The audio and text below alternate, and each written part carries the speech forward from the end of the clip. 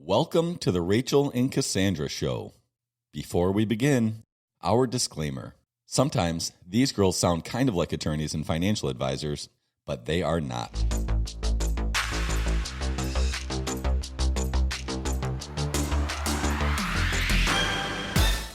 Hi, everybody. Thank you for joining me this week. In my never-ending quest to bring you really good content and really good shit, and I feel like I say this all the time, and I always have to say nice things about my guests, but I have in studio with me today one of my all-time most impressive and favorite people, Cathy Reisterer of Cooper and Riesterer. Hi, Cathy. Hi, Rachel. Thank you. Thank you for saying those nice things. Well, no pressure, but I expect a lot out of you today, so I hope you brought your A game. Oh, I had 2 cups of coffee, so. Not to make it weird, but we always like to start by making it a little bit weird. Cathy, what do you do? What do I do? Yeah. Like for fun or as a job? What is Cooper and Riesterer? Okay, Cooper and Riesterer is a law firm. Yes. In Brighton, and I founded it in June of 2000. I just had my 22nd anniversary, but it's a business real estate firm that also does estate planning and elder law. So can I just tell you that what I tell people out in the wild, because doing what I do for a living, I run into people who need real estate and real estate law, and you guys are really good at real estate law. And what I tell people is, this is my attorney. I keep them on retainer so that nobody can hire them to sue me if I fuck something up. Like, that's how good you guys are. Well, it's a good strategy because you don't want to go up against us. No, not at all. Like, for me, I feel like maybe I want to edit that out so other people can't steal my move. You're not the only one that does that. I know. It's not, I didn't invent the idea. But it's a bit of a misnomer because the rules of ethics actually say, like, I had someone come to me very briefly for a very small piece of work, and then he said at some point, well, now you can never sue me. And I'm like, that's not true, because the rules of representation are actually that you can't, if you represent someone, you can never go against them on a same or similar matter, or the way the rule distills down is that if you learned something about them in a representation, you can't be against them in a way that you would use that information. But if it's a totally different matter, totally different circumstances, and if your representation was so brief you didn't really learn a lot of information, it's not a conflict. I can totally get that. I've actually had that circumstance where one of my clients wanted to hire you, and your office called me and said, hey, we don't see a conflict here. We just want to make sure you don't see a conflict here either. And I was like, nope, that is totally good. Mm-hmm. So it's not just that you represented them. I sometimes will go against someone I represented 15 years ago. If it's a totally unrelated matter, and if in the scope of my representation, I didn't learn anything that I could use against them now. Right. That's really the essence of it. Kind of in alignment with, like, I have, in my line of work, I have a legal fiduciary obligation to the best interest of my client. So I can't then take off that hat, use what I learned while I had that relationship, and leverage it for someone else's gain. Exactly. Kind of sounds the same. Yep. So before we started recording, I'm just going to get this out of the way because I feel like there's a valuable piece of information here that was new to me. I was trying to get free legal advice from Cathy before we recorded about, like, shame on me, right? But it's just such a small thing. I have a situation where I represent a client. God, I don't want to unpack the whole thing, but basically I have a deal that's closed and there's some money in escrow that needs to be released to my client. Escrow account, it's in the, why am I tripping over this word? Because there is no hard and fast rule, but the escrow agreement from the title company for this escrow account states that both parties must sign off on it to release it.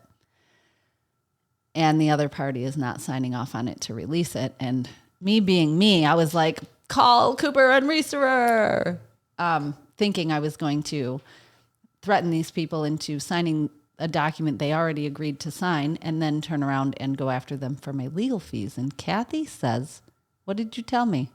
Well, I said that you're not going to recover your legal fees unless it's in your contract. And every escrow agreement you're going to sign, when a title company accepts funds, they are going to say in their language that both parties have to sign off, because they don't want to take one side over the other. They don't want to get in the middle of it. So they're going to need both parties to sign. So what it would, and oftentimes when you do that, you use the title company's standard form. I wish I hadn't, because my next question is, could I have put better language in that agreement at the front end that just said when the work is complete and the reinspection is done, funds can automatically be released to the buyer? Yes. I could have. You can have verification of certain items authorizes release, but you can also put in there that if someone refuses to sign after all of the items are done and you have to take legal action, you can recover your fees. And that would be in the title companies. Does that language exist in the title companies? No, standard? it doesn't. No. It doesn't exist in their standard form. You'd have to add it or propose your own escrow form, which the title company may or may not be receptive to.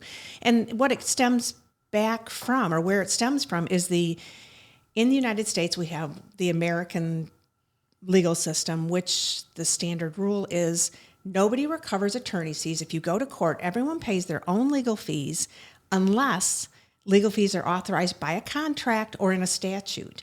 And there's only a handful of items that award attorney's fees by statute. One good example is construction liens. Mm-hmm. If you do some work for property and you don't get paid, you're allowed to lien the house or the project.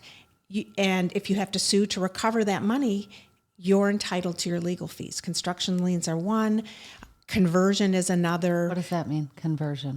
If you take something that belongs to somebody else and you take it for yourself, and it's often used that's one we use in real estate, because conversion can be you leave your purse open or purse out and somebody walks away with it and says it was abandoned and you say, no, it wasn't. Person knows it was yours. You can recover attorney's fees and double damages. And how that applies to real estate is if, for example, I have a tree, it blocks my neighbor's view. It's on my property. It blocks my neighbor's view. The neighbor just has asked me to take it down. I say no. He goes and cuts it down. Yeah. That's conversion. He's taking my property for his or her own good. And that's an example of conversion where you could get attorney's fees. I could get attorney's fees and the cost of the tree doubled. Yes. Okay. Yes. But there really aren't that many instances in statutes or laws that allow you to get attorney's fees. So if you're doing a transaction with someone, you want it in your contract. So that explains why I do see that language. The more Yes, you know, it's a constant learning curve.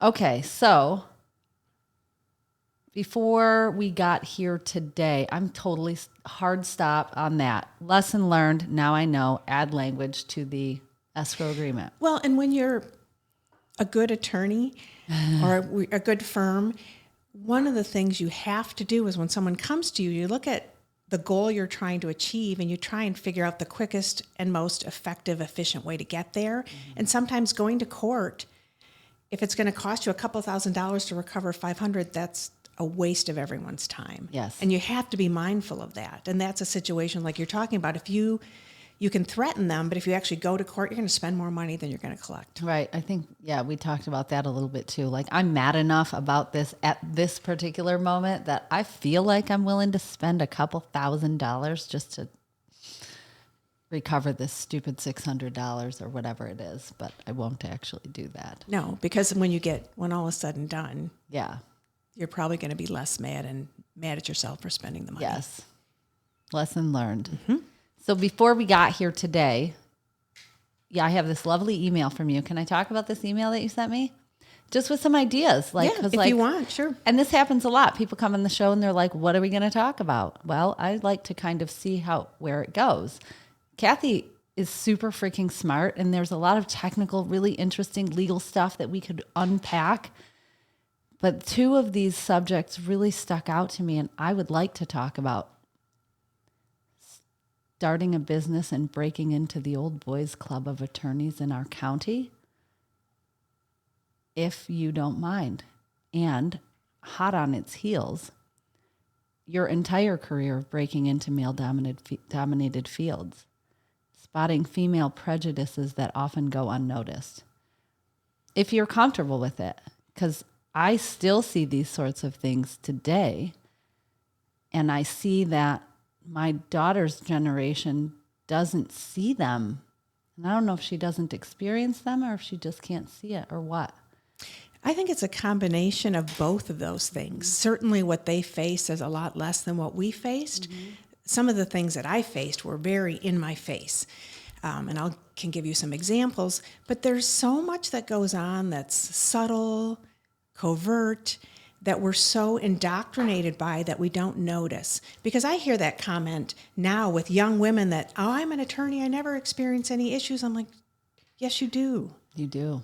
You do. It's baked into the culture. It's the etiquette even is. And I can give multiple examples of that. And I don't know where you want me to start with my experiences or. Let's go back. When did you go to law school and why did you become an attorney and what did that look and feel like? Well, growing up, school was always easy for me. I always did well with academics, and I grew up in a small town. Not a lot of people went to college even. And people would say to me, counselors and things, you got to do something, you got to use your brain, be a doctor or a lawyer. And my parents didn't go to college, so I didn't know much about what you could go to college for. And I'm like, I don't want to be a doctor. Maybe I should be a lawyer. And I mentioned that once, and people sort of grabbed onto it, like, yeah, you should be a lawyer. You should be a lawyer. And I'm like, I don't know that I want to be a lawyer. Actually, what I wanted to be an actress. Yeah. I did some acting when I was in high school, and I wanted to be an actress, something I was interested in. But people are like, no, don't do that. That's a waste of your brain. And I'm like, okay. So in school, you were like acknowledged as smart. Like people saw that you were brilliant, smarter than the average kids in your class. You must have been if everybody was telling you to go be a doctor or a lawyer. Yeah? Yeah. I mean, yeah, okay. I never found academics difficult. So that was just something that I was gifted at. It wasn't anything I did because I certainly didn't work at it. Okay. But one of the first experiences I had was my high school guidance counselor. At the time, she was an older woman, had been at the high school forever. And so I taken one of those assessment tests where one of those like annual tests they take to measure aptitudes or see where you're at. And she called me in to talk about my results. And she said, oh, there's a lot of things you could do. One of the things you're really good at is visualization. You could be good at interior design, which is something I like. But I said to her, well, I'm thinking about law. And she said, oh, legal secretary is a very good field. And I said, well, I was actually thinking about being a lawyer, maybe going to law school. And she looked at me and said, oh, honey, don't you want to have children? And I said, I don't know. I'm 16. I haven't thought about that yet. And she said, you're certainly smart enough. You could go to law school. But then what happens if you get married and you want to have children? All that law school education's a waste. I'm like, well, I continue working? And she's like, well, if you want to be a bad mother. Wow. There was so much in there to unpack. And I just was stunned. And I said, well, I think I could work and still be a good mother. And she's like, well, there's a lot of responsibilities when you have children and blah, blah, blah. So anyway, I went home. I told my parents. They were furious because my parents, I'm blessed to have parents that always lifted me up, always said, you can do whatever you want, always encouraged me, said, do this, do that. So they were furious. They went to the school. She was, I guess, chastised for saying that. Oh, really? They went that far to have a talking to? Well, my father was the president of the school board. Oh. So, yeah, it was sort of an issue. But I still wasn't sure I wanted to be an attorney. I went to college, didn't know what I wanted to do. I was in the honors college at Michigan State, which was good and bad. It gave me a lot of flexibility. I could take whatever courses I wanted. I took grad courses in lieu of undergrad courses, did all kinds of things. And by the time I realized I needed to actually pick a major, most of the majors had so many prerequisites to get the degree. The only thing I could still major in and graduate on time was communications. So I was a communications major. I graduated, and as I was facing graduation, I looked and I thought, there's really nothing here that I really, really want to do. And that's when my counselor said, why don't you take the LSAT? And I did. And, that was, again, academics come easy. That was pretty easy for me. And my counselor's like, you should obviously go to law school. And I still wasn't 100% convinced. I've never been 100% convinced that was the career for me, but I did well in the LSAT. And so I went to U of M and went through law school. And then by the time I got done, I had so much debt that I took a job with a big law firm in Detroit. As an attorney, or how does that work? Do you just get like here's your law license and you're newly minted attorney and you just go out to start practicing law?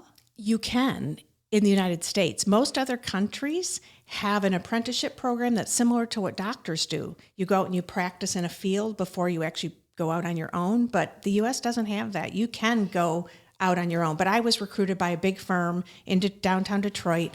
They had hundreds of lawyers, and so I went to the downtown Detroit office and worked in their real estate, corporate commercial, securities.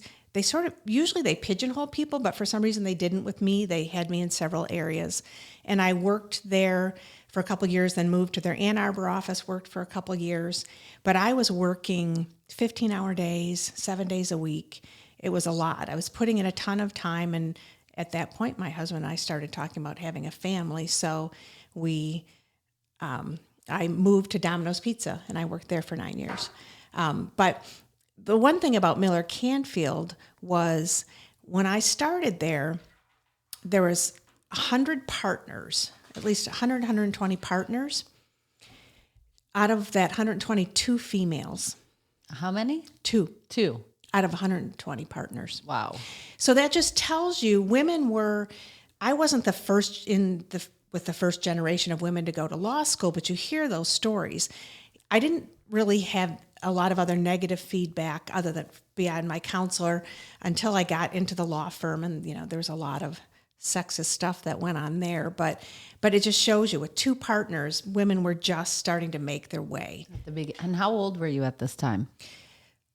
23, 24. You're young. Mm-hmm. Mm-hmm. I went straight through in school.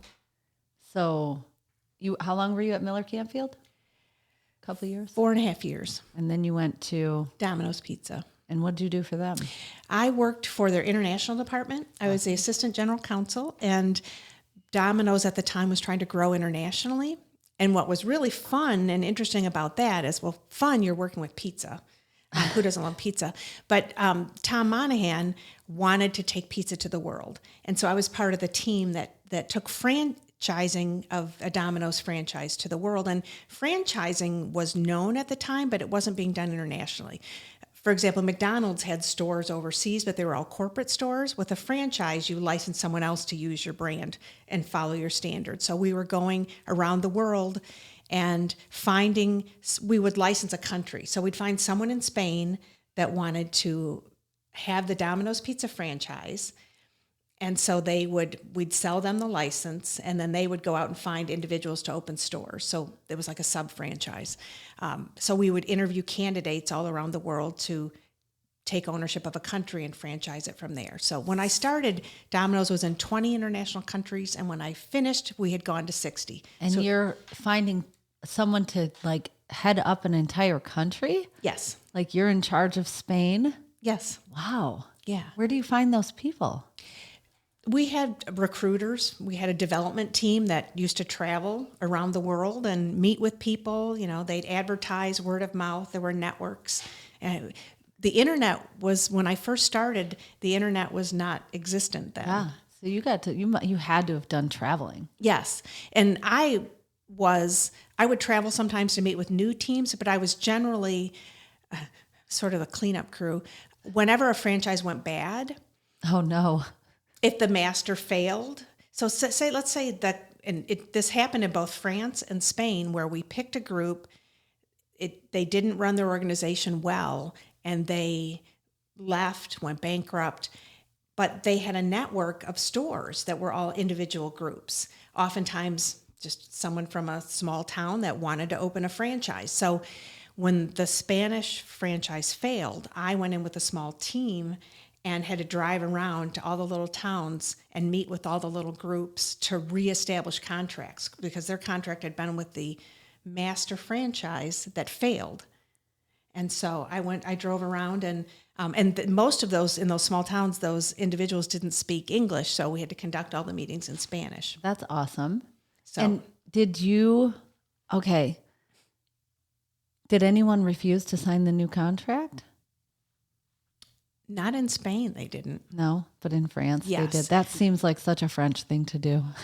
And in France, what happened was the master, rather than just walk away and leave us with the stores to clean up, they took the stores and they flipped them to a different name. So they kept everybody. So in France, we had to sue them. Oh, so they flipped them all to try and make it like a different kind of Yes. burger joint, or not McDonald's, they were pizza, Right. but it was different pizza. name. They flipped it and kept all the stores. And so we had to sue them Interesting. in French court. So we had lawsuits in Germany and in France. So very, very interesting. Did you win? We did in Germany, not in France. In Germany, we filed suit. The case was done within 6 months, and the court was like, you signed contracts are valid, enforced them, gave us what we want. Not in France. It went on for 2 years, and eventually the judge awarded it to the French Based nationals. on what?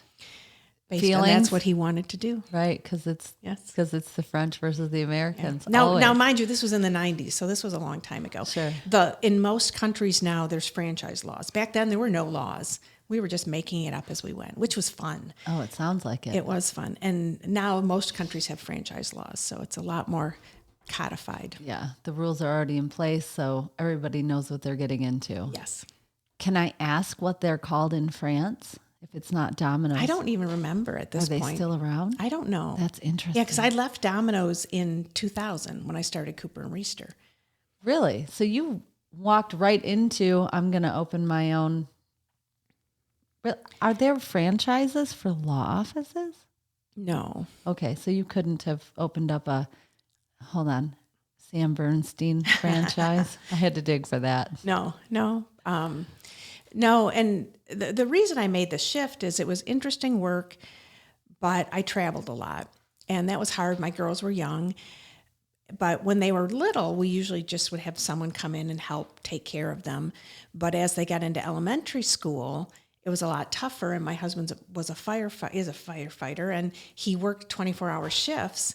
And as I started looking forward at their future and realized that someday they're going to be middle schoolers, they're too old for like a latchkey program, and they're going to come home to an empty house because I'm in Ann Arbor or somewhere else, and my husband's at the fire station. And so I really started thinking about the fact that I needed to be closer to home. Yeah. At the time, my youngest was in kindergarten and my oldest was in second grade. And there were already times where the school would have a play in the middle of the day. And Ann Arbor's not a far commute, but it's too far to run back and forth. And I just wanted to be closer and wanted to have flexibility in my career. And so I started talking to people about Livingston County. And a good friend of mine knew Dale Cooper. And it's actually a funny story. One of my other...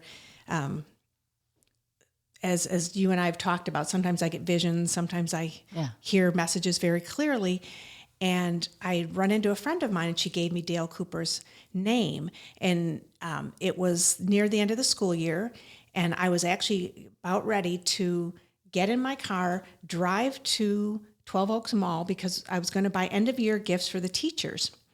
And so I was leaving what used to be the kindergarten building, Miller Building. Yes, Miller Building, and about to get on the expressway, and I heard this voice say, "Do not go," very strongly, "Do not go."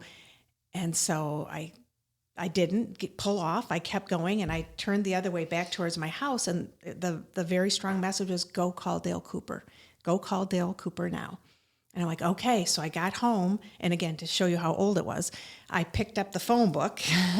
Looked up his number. I looked up his number and called him, and we chatted for just a minute. He said, "I'd be glad to talk to you." And he said, "Well, where do you live?" And I told him, and he laughed. He said, "You could walk." No. And he said, "Well, what are you doing right now?" "I'm free."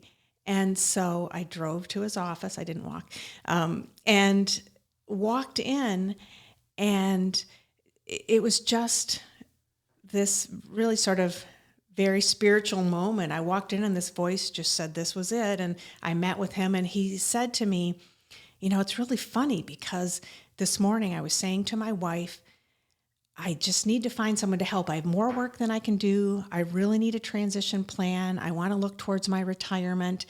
And I was talking with her about it, and she looked at me and said, Dale, I'll pray about it. No way. And he said, and here you are. And so we sat down and talked, and he said, I'd like you to meet Patty. So I met her the next day, and Monday I gave my notice, and 22 years later, it's still Cooper and Riesterer. That fast. That's amazing.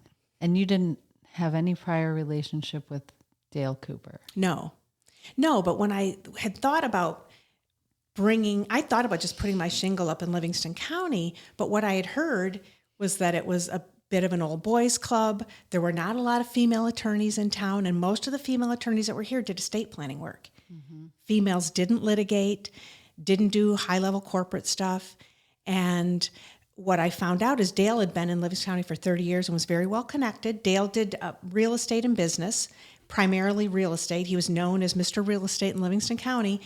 And I had a strong business history with a little bit of real estate. So we were really a good fit. And so I bought out his practice, and then he was allowed to practice as long as he wanted to. How long does that happen? Like, did you go and practice at his practice for a couple of years, or was it like, hi, nice to meet you. Yep, we're a good fit. Draft the contract, and you start buying me like that fast? It was that fast. It was amazing, really. Yeah. It was just, do you want to do this? Yes. And I think we both just knew, we both had that spiritual moment that this is what it is. This is what it's meant to be. And it was, and it worked out. Awesome. We both just stepped out on faith, and it worked out. And the legacy continues. Like what you just said about Dale Cooper matches Cooper and Riesterer's reputation in the community. Mm-hmm. Wow. Yeah. Yeah, we're still, every attorney in our firm is versed in real estate. Mm-hmm. And then beyond that, the rest of everyone has their own specialties. I do a lot of corporate. We have Jen Gross, an attorney who does employment law and franchising with me, and a lot of corporate stuff. And she also does estate planning. And, Abby's taken Dale's place as Mrs. Real Estate. So the burning question, is Abby related to Dale? Abby is his daughter-in-law. I didn't. Okay. I mean, I always just assumed that there was some connection, but okay. No, it was a bit of a funny story because I bought Dale out, and I had bought his entire practice, and I was paying over time. He was allowed to continue to practice because we had plenty of work. And about 4 or 5 years into our relationship, he had mentioned to me that his daughter-in-law was in law school and she'd be a good fit, and I said, well, bring her in sometime. We'll meet. He brought her in when she was starting. Yeah. So, and at first I was a little bit. I was like, I'm imagining myself in your shoes being like, oh shit, eye roll. Here we go. But at the time we had a ton of work, and we were all busy. And she was pregnant with her first son, Bodie, when she started. And so she was just working part-time, and I was like, okay, fine, whatever. I bought it. I still own it, but she's working here. But Abby. I do. Abby is just great. She is great. And we are such a great fit. I couldn't have asked for a better business partner because she's the yin to my yang. Is this more like divine intervention happening? Yes. In the whole. And it just worked. And so when Dale left, Abby a few years after that became my partner, and she's been my partner ever since. And you didn't have to change the name of the company to accommodate. We didn't have to change the name. How is it that Dale, as a good old boy himself, did not object to selling his company to a woman? At that time, it would have been a thing, right? It wasn't so much then, and Dale was always pretty open. He was an open-minded person, and he just recognized the value in it and had worked with other female attorneys. And And he had no issue with that whatsoever. But he was instrumental in getting me in, because at that point I'd practiced for almost 15 years. So I wasn't a brand new lawyer. And I had done a lot of things. I'd traveled the world for Dominos, and he would take me around and he talked me up. And he would say, this is, Cathy Reisterer, and she's this and she's that. And he gave me the stamp of approval, and I had an automatic in. I just did because of Dale. Yeah. And that was instrumental in helping me have the inroads in Livingston County. Dale was well connected. And so I essentially bought my way into those connections. Yeah, he walked you into the room. He did. So what did you face in the courtrooms, though? How was that? Was interesting, because if you walk into a Livingston County courtroom, or really any courtroom now, you're still going to see predominantly men. But there are more females. There were many days I'd go, motion day is Thursdays in Livingston County. You walk in for motion. If you're in litigation, there's always motion after motion that you file with the court. You argue over something. So you go in for motion day on Thursdays. And more often than not, in those first few years, I was the only woman in the courtroom. There just weren't female litigators. And we were always outnumbered. And there are many more now. We have a whole firm of them now at Cooper and Riesterer. But and you talk about, going back to that topic of subtle sexism, it exists in the courtroom. When I first started, when I worked at Miller Canfield, they had litigators. Women had to wear skirts. You had to wear a suit with a skirt. Women couldn't wear pants in the courtroom to be accepted. You had to wear heels, pearls, the whole 9 yards. And that has really evolved. Women can wear pantsuits, still wear a suit or some kind of a jacket, or dress with a jacket. But there have always been differences in just how things are approached and reactions. And like a couple examples that I always noticed, when people are talking, it's very common when lawyers get heated and are arguing to interrupt each other. And one of the things I learned early on is, when a man interrupts a woman, nobody seems to notice or care. But if a woman interrupts a man, it bothers everyone, not just the male judges, but female judges. And there were times when I used to keep score, where I'd be arguing and I'd get interrupted like 4, 5, 6, 7 times. And then it would be my male counterpart's turn to argue. If I interrupted once, I would be admonished and told to be quiet. Openly in court? Yes. It happens all the time. I still observe it. If a woman interrupts a man while they're speaking, people take offense. A man can interrupt a woman without the same offense. And you can't point that out in the moment and be like, but he interrupted me 6 times. You can't do that. No, it's not good to call out a judge on their behavior while you're trying to get them to side with me on my legal argument, which I didn't find that it ever affected the outcome, but there were differences like that. Well, I shouldn't say that. There were times when it did affect the outcome. Of course. But generally not. And you don't see that as much anymore, but I still see the interruption thing. And I've also heard people refer to, if 2 women are opposing and they start arguing. I know what's coming. Let me write it down. Say your word. Emotional, hysterical. Oh. That's what I thought you were going to say. Yeah. The judges don't use the word cat fight, but I've heard them say, let's keep our emotions in check. And if you go to a courtroom in a heated case, you will see men yelling at each other. Yeah. And nobody says anything, because being aggressive is good. But if you're a female and you raise your voice and you get emotional, or you get passionate, if you become passionate about your case, it's targeted as you're emotional. You're just being emotional. Just being an emotional female. Mm-hmm. Oh. Mm-hmm.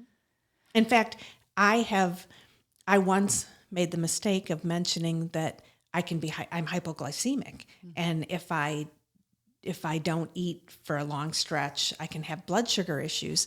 And I've had a judge ask me, when I have been passionate about my argument, do you need to eat something? They would never say that to a man in a million years. And these are good judges. They're good judges that are well-intentioned, but the sexism is there. I mean, and I see it in all, negotiations, all avenues of business. And if you open your eyes and become attuned to it, you see it. Mm-hmm. And you just have to learn to work past it and bring attention to it in the appropriate ways. Because if you're bringing attention to it every time it happens, people are going to start to shut you down and not listen. Yeah. So how do you do that? I'm not known for being subtle, and I probably would not be good in a courtroom because I might be like, but I got interrupted 6 times. I'd know no other way than blunt force. Well, it's situations. Steamrolling people. It's situations like this. Come and talk about it. Yeah. Let's have the conversation. It's like any kind of prejudice. They exist. Biases exist. We are biased humans. Every one of us has biased. For sure. And we're biased in so many ways that we don't realize. And if you refuse to recognize the bias, you will never get past it. It's one of the examples I tell to my clients when they're in a litigation situation. And being a communications major, I learned this. We all hear things, we observe things, we process things based on all of the things that came before us. Yeah. Our experiences, Absolutely. the things we've been told. And so you can have a situation where 2 people have an interaction, and because of their biases, they perceive it like this.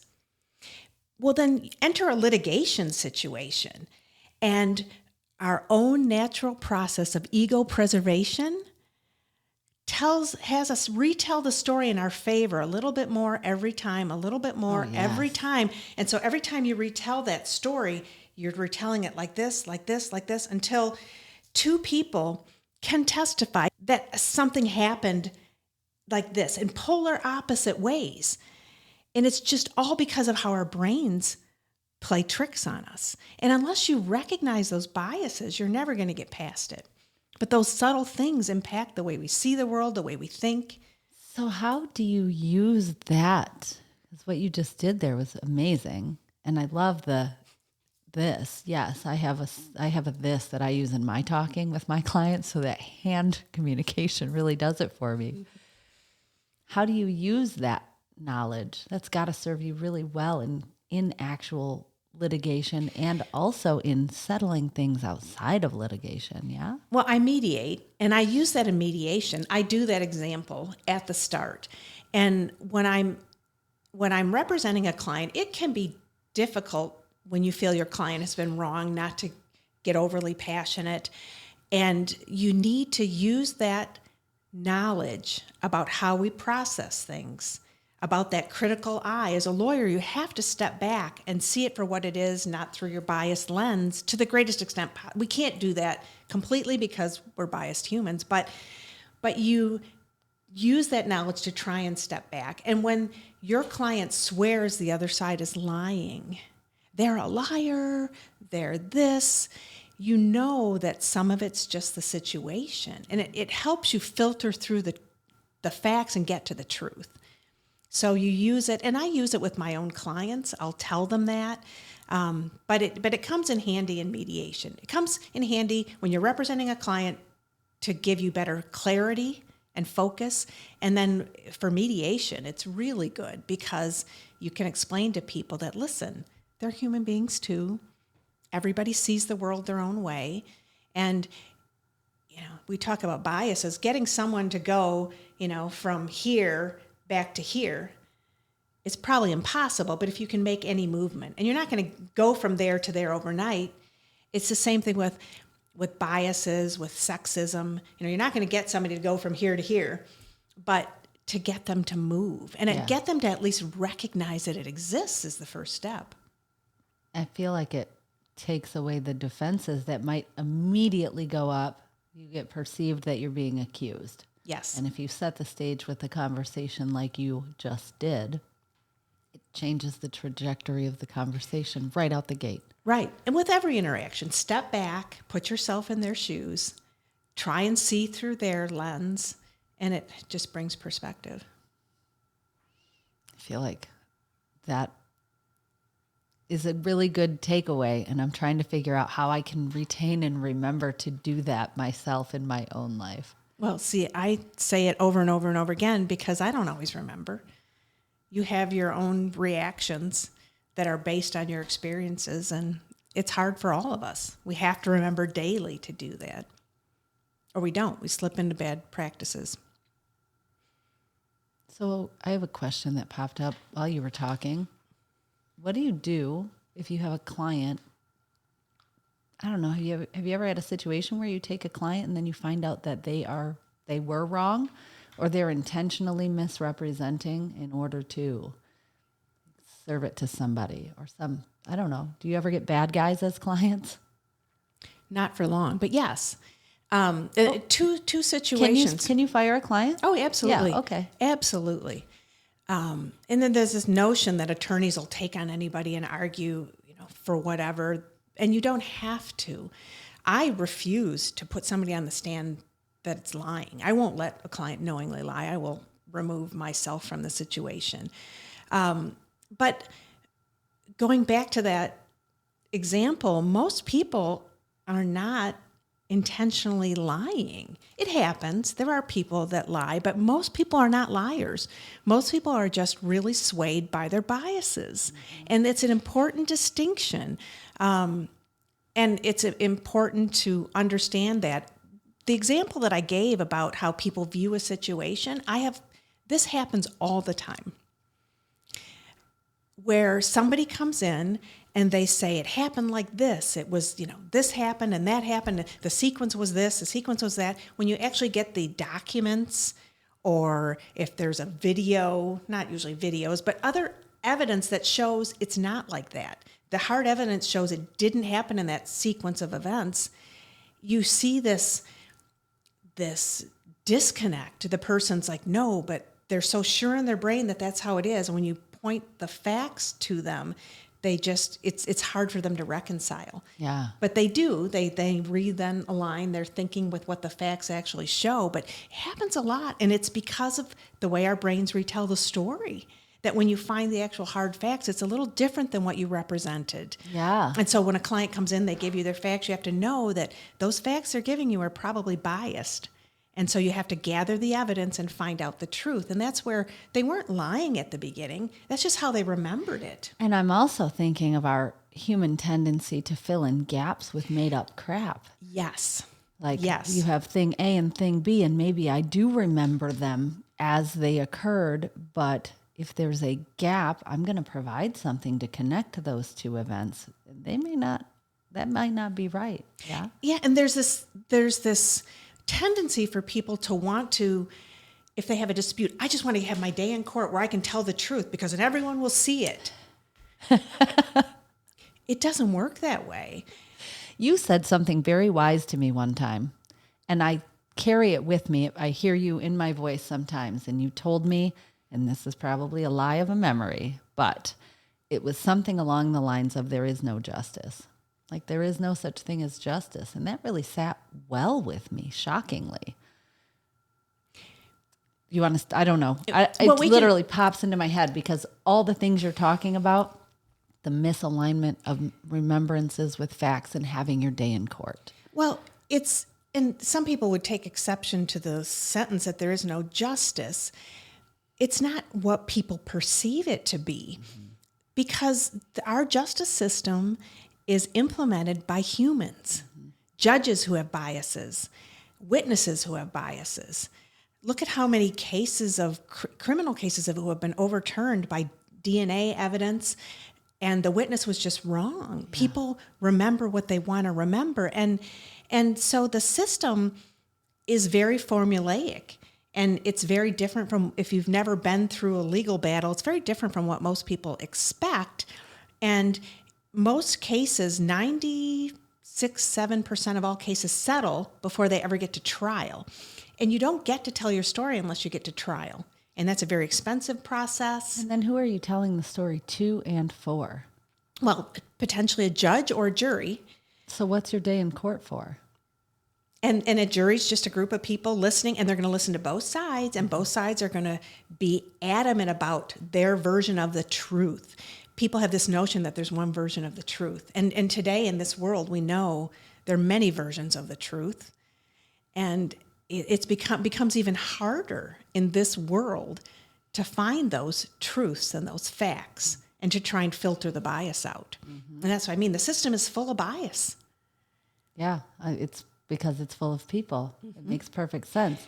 And you get a jury, and they could be much more aligned with your opposing side.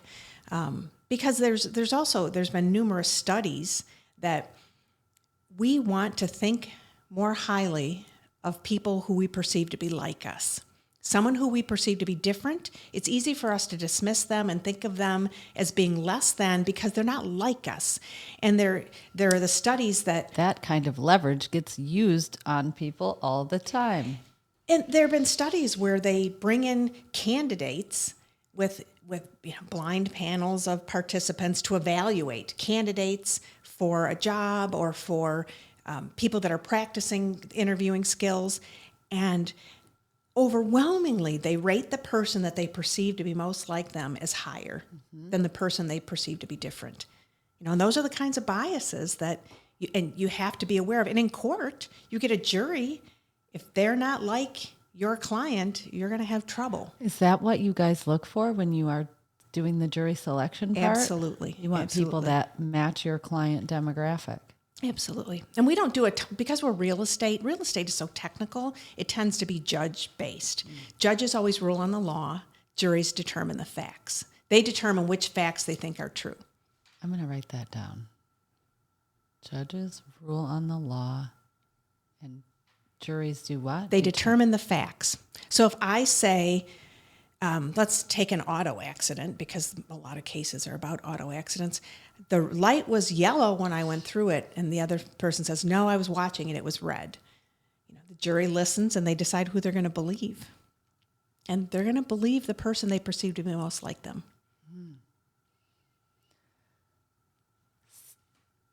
My mind is serving me so much right now. I don't know if that's good or bad. It depends on which side of the case you're on, right? And your desired outcome. This is really frustrating. And when you said the sentence to me about there is no justice, I interpreted it a little more along the lines of, does anybody really win? No matter how any case is decided, did you really win? And I always go with these radical extreme examples. Like if my sister were brutally murdered, and even just saying that makes me feel tears. And I prosecuted the person who did it. I almost said guy, but that would have been sexist of me. We got justice. Justice was served. Am I really going to be feeling any better about any of the outcomes? My sister's still dead. Another guy's life is ruined. What happened in his life that got us to this point? Like there are so many more dirty things coming up in this justice that didn't really happen. Well, and that's what that sentiment that you just expressed is what leads to wrong criminal convictions a lot of time, because you get somebody that is a suspect and you want so bad for justice to be served that you want them to be guilty, and maybe they're not. Sometimes they are. I mean, if they are, they should suffer the consequences of their actions. But it's a messy process. Yeah, and the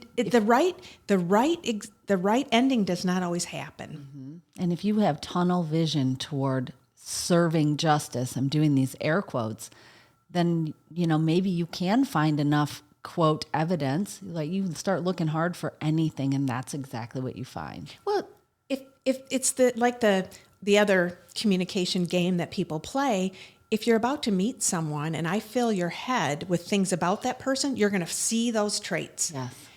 And, they do those experiments too. They say, oh, well, she's self-centered and she's going to do this and she's going to do that. And the person meets them and they would rate you that way. And you take another person, bring them in and say, oh, she's the most generous person, the most kind-hearted, and they're going to view you that way. Yeah. You're viewed, people find what they're looking for. 100% of the time. So, and if you want to try and avoid that, you have to take a breath, take a step back. I feel like that should become part of my morning meditation. Take a breath, take a step back. I'm going to write that one down too. And then go burn stuff down. And then, yeah. Do we want to talk about that? Yeah. Well, there's a time and a place to burn things down. Agreed. like everything. Not literally, of course. No. But there's a time to step up and say enough, and we're going to address that. But putting noise into the universe in and of itself doesn't address things. So you have to be intentional about the things you're going to take on, because there's a lot of them. There's a lot of opportunities to take things on. We all pick the hills that we want to die on. Yes. I've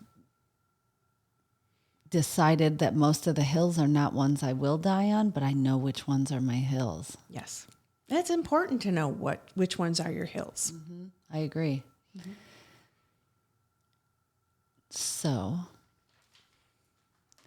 you opened up Cooper and Riesterer. Do we go back to that point in time? We can. And again, I opened it so that I could have more flexibility with my children. And I have been very intentional throughout Cooper and Riesterer's history of making it accessible for women to do the same. So Abby was pregnant with Bodie when she started, and she had a family. She worked part-time early on and then hit the ground full-time pretty hard at some point. And all of our assistants that we've hired, we've always said to them, a lot of people like to talk about the people you work with as your family. And I prefer to use the word team, because you can have a team and be very close, and a team can be very supportive, but your family's your family. And to think that your work family is going to be more important than your home family, especially if you're a mom and have young kids, is nonsensical. So your family's your family, and we want to build an environment where if you need to be there for your family, we're okay. We will allow for that. When we started, we had assistants that would work. They'd put their kids on the bus, they'd come in, they'd work, and then they'd leave and go get their kids off the bus. That kind of environment, if that's the flexibility they needed, because I was at a point in my life as Cooper and Riesterer grew and my kids were growing, that they didn't need me to pick them up anymore. And I knew that if you have a really good employee and you allow them the flexibility when their kids are young, their kids are going to grow, and they're going to grow into being a really thankful and loyal employee. So just allowing that kind of flexibility. And we have brought in Jamie Stewart, who's our litigator, and she was pregnant with her second child when she joined us. And we have 4 partners now. Jen Gross is also a partner, and she has a young one. And we all work full time, but we make it work. Yeah, and in a balanced way. Doesn't seem like a lot of 17-hour days and then nothing left for your family. Yeah, so there are occasionally 17-hour days. Understand that completely. Jamie and Jen just finished a big trial, and it was very intense. They had a lot of long days, but their client certainly feels like justice was served in the end. It was a jury trial, and they were very successful. Really? Can you talk about it at all? Well, it's a trial. It's over with. I won't mention names, but they represented a client that was being sued by a very large company for several $1 million, and it was really unjust.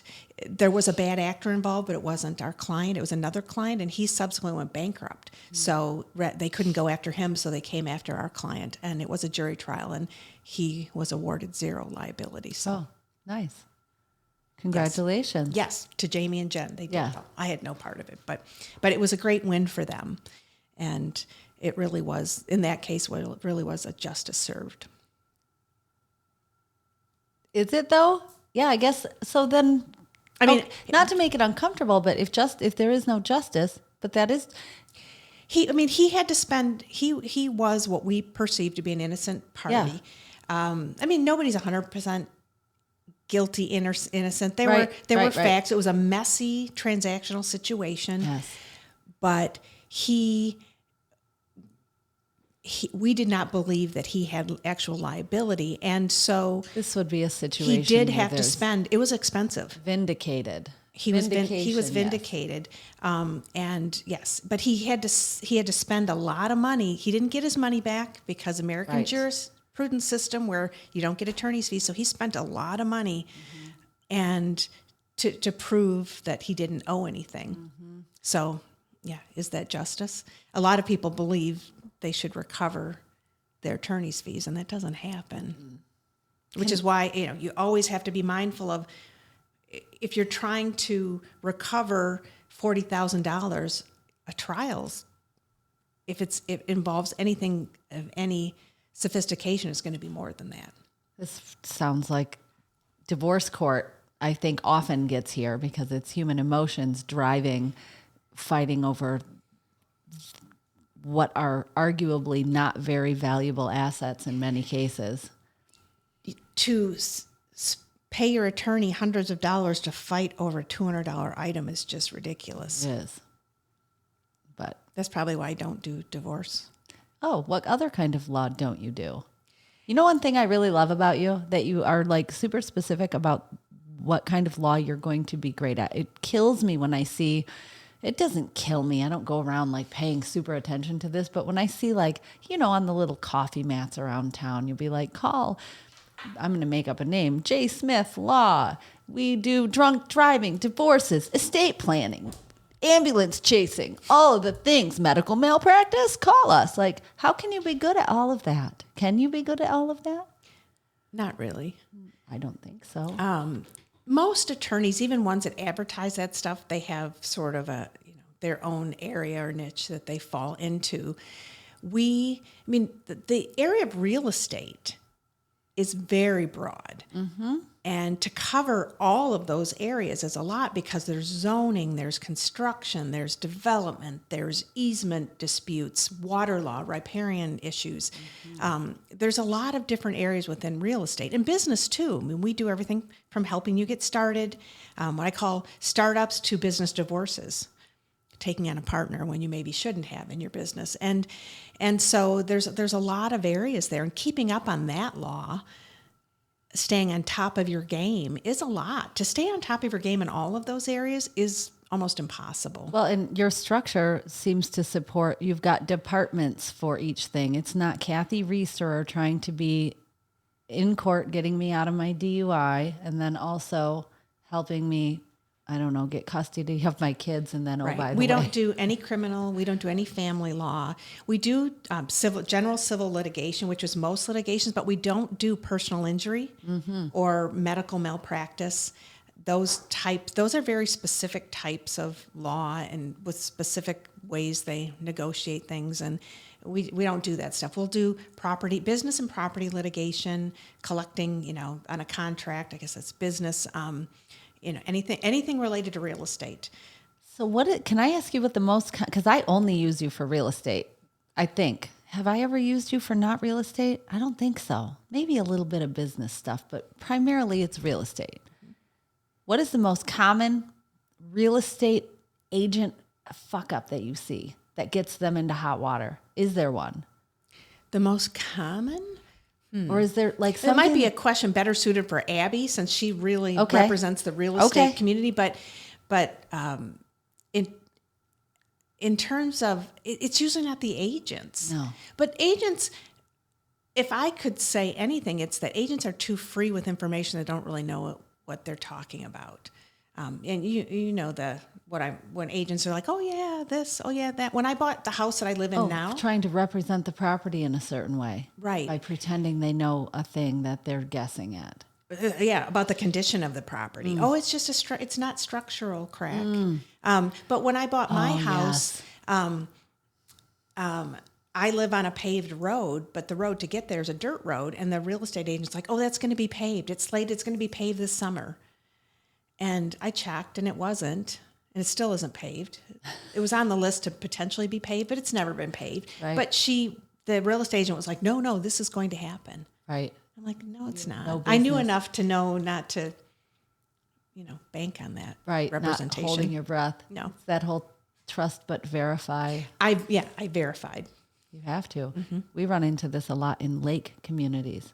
The seller will say, oh, I think there's lake access. We can use that access over there. And the listing description will represent that there's deeded lake access. Like, it gets blown out of, overinflated as something that it's not, when in reality there's like 20 years ago, there was a community access that's since been shut down and has nothing to do with your legal description. And even though you can see the water, you're not allowed to use it. Well, we do, both Abby and I do a riparian water law. seminars for realtors because there's so many misconceptions about what's riparian means. It has water rights to the water. Can you hear my brain? I feel like you can pluck the questions out of my brain before they come out my mouth. So we do seminars on that because there's so many misconceptions about what rights you do and don't have. And we, Cooper and Riesterer, we like the really complicated ones because, and generally that's what gets referred to us too. Title companies will refer cases where they're not sure where to go because they've reached a dead end. And sometimes there's no legal precedent or history for it. And that's the kind of stuff we love. So you get in and you're like, well, it's sort of like this. It's sort of like this. We'll take it here, take it there. But the water, because Livingston County has so many lakes, there are a lot of water law issues. And one of the things that's very common is you see these old platted neighborhoods where they were laid out in these tiny little lots and people have scooped up a bunch of lots, and the surveying techniques weren't as precise back then, so often the houses are not really where they're supposed to be. But the other thing that we see is the lots were platted with these little descriptions and they don't go to the water. And in many communities there's a gap between where your property is and where the water is, and sometimes in the plat itself it'll say properties are intended to go to the water's edge. But if it doesn't say that and you're 10 feet from the water, do you have that access? Who has the access? There's all of those questions. Water moves. Water moves. So how do you handle that? If the legal description says property is intended to go to the water and it's untouched since then and the water has moved, your property follows the, if your property extends to the water, it follows the water. The legal terms are reliction and accretion. So, and you get, and if there's bare land, that becomes yours. Or if the water comes up, could I become waterfront if the water encroaches? Yeah, I guess I could. You could if it comes up that high. But if you have a defined legal line and the water comes up, you might be. But if your property isn't intended to go to the water's edge, if it recedes, you lost. You don't necessarily have it. You can lose your water frontage. Yes. And the other thing that's a big distinction in water law that people don't appreciate is the rights are different if it's a natural body of water versus man-made. How so? Well, if it's a natural body of water, so you have a lake and there's properties all around it, everyone owns to a fictional point. If it's a round lake, fictional point in the middle. If it's oblong, they sort of draw a line. And your property doesn't go straight out into the water. It goes to this fictional point because if everybody's went straight out, they'd be overlapping lines. But you own a share of the bottom land. And the Michigan case law has said you can't separate the bottom land from the shoreland. So if someone had a lake and they tried to say, I own the bottom land and I'm going to deed it here, you can't do that. It follows the shoreline. If your property goes to the water's edge on a natural body of water, your property extends out into the water and you own a piece of the bottom land. Mm-hmm. If it's man-made, you don't.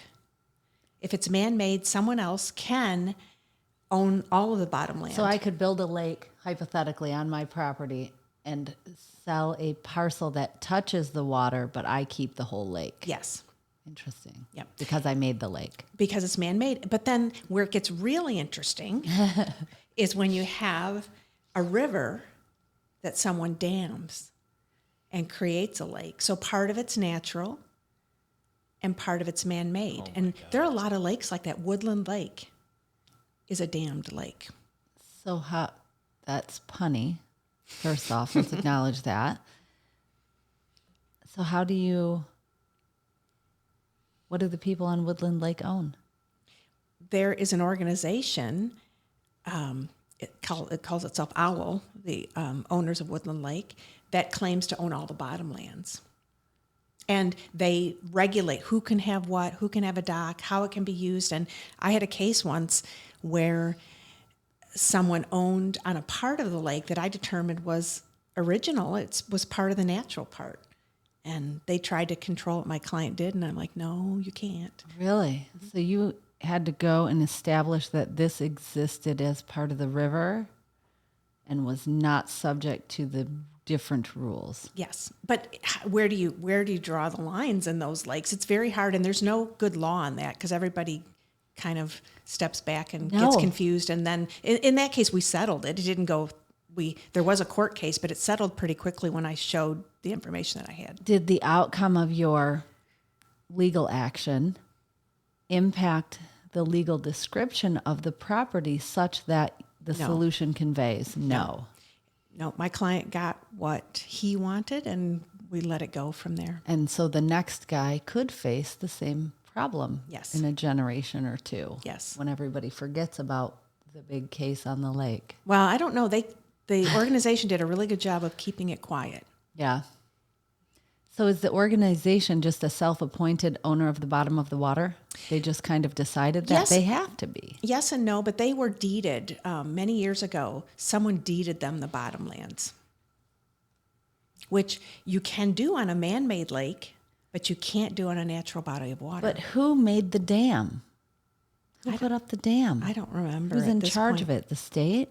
No, it's run by the organization. Most dams are privately controlled. They are regulated by EGLE now, the environmental agency. But so if I had a river going through my backyard, I could just put a dam on it? No.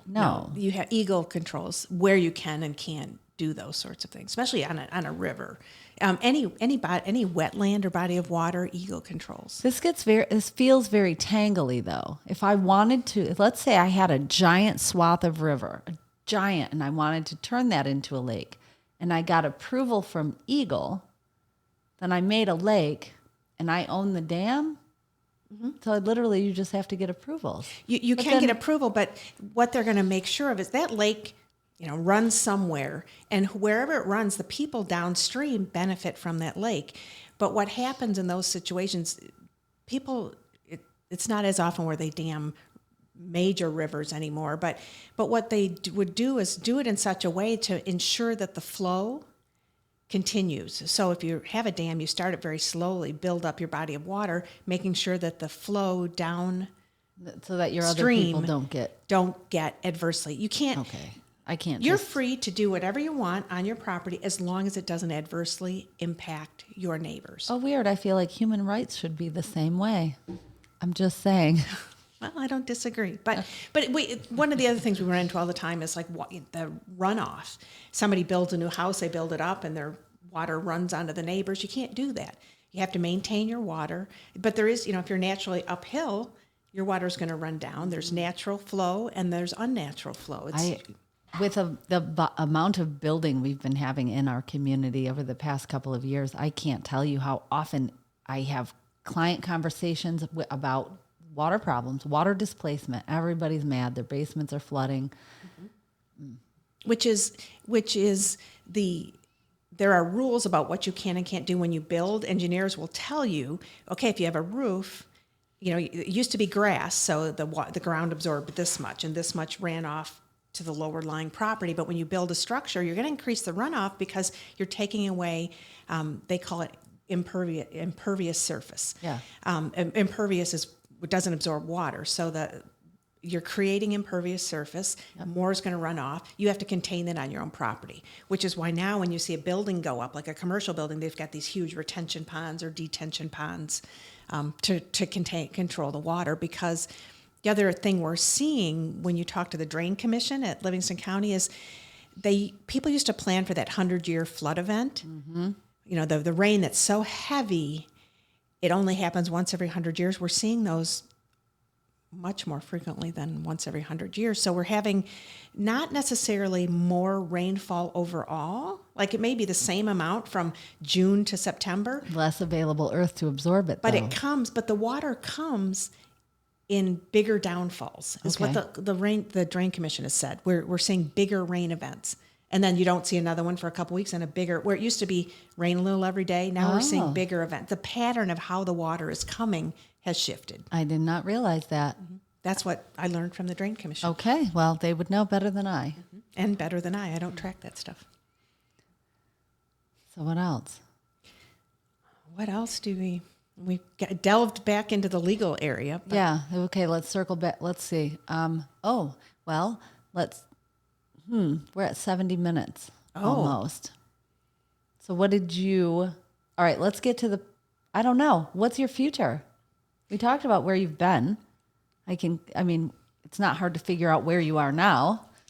Well, Cooper & Riesterer has grown to a really nice level, and we've created a few new avenues for young attorneys to join us in very flexible ways, and I think it's at a really good place. I am 60 this year. That still shocks me. And so I'm looking towards my retirement. And as I said right at the beginning, when I got into law, I wasn't 100% sure that's what I wanted to do. And I've gotten to do a lot of fun things. I've gotten to help a lot of people, have really enjoyed it. But I think there's more to my story. Yeah. And I have a lot of ideas. I like to write. I wrote a YA novel years ago that I never did anything with. And I have other stories. I have other books I'd like to write. And my daughter has a company that's really growing, leaps and bounds. And I've been helping her a little bit here and there with her company. And I think there's more work that I could do there. I have lots of ideas about things I'd like to do. And where I land, I don't know. I tend to let fate, let the spirit guide me. So I'm not 100% sure where I'll land, but I have my sights set on several other things. And I think my future at Cooper & Riesterer will start winding down probably in a couple of years, 2-year mark maybe. Really? And I don't know that that'll be the end. Yeah. I think I'll probably be a part of it for a long time, but my full-time role there may end in a couple of years. Shift a little bit. Yeah, so that I'm free to go out and take advantage of other opportunities. That's awesome. Mm-hmm. It's inspiring. Like my heart feels lifted and excited for you. That's wonderful. Well, I look to you sometimes for inspiration because you're a person that's never stops growing. And I think it's my ADD personality. High five that for the ADDs. I'm surprised I've been at Cooper & Riesterer this long because I get easily bored. And I think that's in part why I do as many different areas of law as I do. When I learn something, I'm like, okay, what's next? Mm-hmm. Okay, what's next? My brain's always looking to what's next. What else can I do? What else can I do? And that's just my nature, and I think you're the same way. When you said, where will I land? I immediately was like, she's not landing anywhere. It's just another step followed by another step. Right. I love it. So keep on walking. Yep. That's what we're supposed to do. So I took very light notes, and I don't even know how to wrap this up, honestly, because I did not expect, but I'm really grateful that what we talked about a lot is humans being humans and our baked-in biases. That's critical. Yeah. Well, it's always been... I wound up a communications major because it was a default because I wanted to graduate on time. But I learned a lot of it back then, and it's always stuck with me. And then I learned more about the nature of things, and it's important. It provides really important perspective. Yeah, it's all comes to context, and that just being aware that exists in yourself and you can't see it is a reality check. It really is. We have to do it every day if we want to improve ourselves. Mm-hmm. Awesome. That's a perfect takeaway. Okay. Thank you for coming. Oh, this was fun. I feel like we could sit here and talk for hours. We really could. And believe me, it's hard to stop. But I know Grant has somewhere to be. That was awesome. Thanks, Grant. Thank you. The info given is current as of this recording, but remember, the market changes and real estate is hyper local.